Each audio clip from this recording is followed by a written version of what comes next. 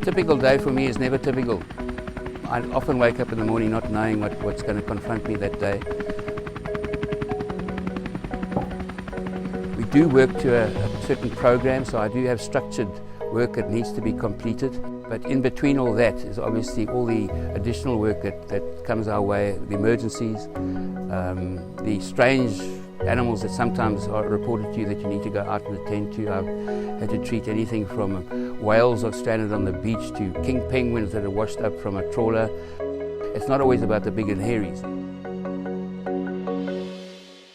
I'm Dave Cooper. I'm the veterinarian currently employed by Ezemvelo KZN Wildlife. It used to be better known as Natal Parks Board, and I've been responsible for wildlife protected areas in KwaZulu-Natal. My grandfather was one of the early vets in South Africa, but I'd always had an interest in animals from a very young age, and I think my parents did realise that, and they encouraged me to get involved, and one of the reasons why they kept on sending me back to the farm in Namibia was because of my love of nature. On a day-to-day basis, you are facing challenges, some are more so than others. You know, different species have their own individual challenges that you have to face. Different areas that you're working in, mountainous area is a lot more difficult to work in the open savanna areas. So every day presents challenges, and you just have to work within your limitations and try and make the most of it.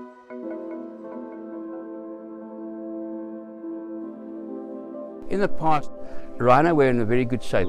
However, 10 years ago things started changing and we started losing more and more rhinos.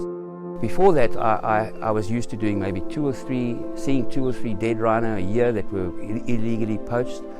Suddenly these figures were doubling and tripling, and well, they've skyrocketed in the last 5 years. It is always being on call 24/7, being on standby whenever there's shots being reported, because you know that normally a bullet has hit something, and you're wondering what the day is going to bring to you after that. Is it going to be a dead rhino? Is it going to be an injured rhino? Do we have an orphaned rhino? Last year alone, between my young colleague and myself, we did 176 post-mortems.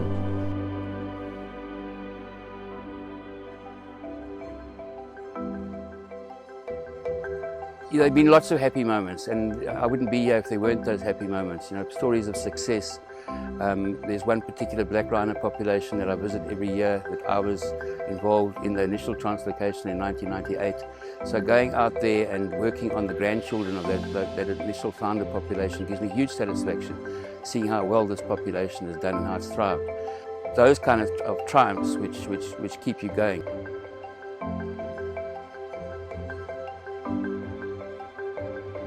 I recount this story because, you know, you are inclined to make mistakes sometimes, and silly things can happen, and often with potentially dangerous sort of outcomes. I was transporting lions under anaesthetic in an aeroplane. We were halfway home and I realised that a cool box that had my essential anaesthetic drugs in was missing. I thought my assistant had it and he thought I had it. And as a result, there was this moment of panic when I realised I didn't have any more anaesthetic. And the lions were in the process of waking up. There were 8 lions in an aircraft. I had to use alternative drugs, which I had no confidence in. And nevertheless, it was a hair-raising last sort of hour's flight.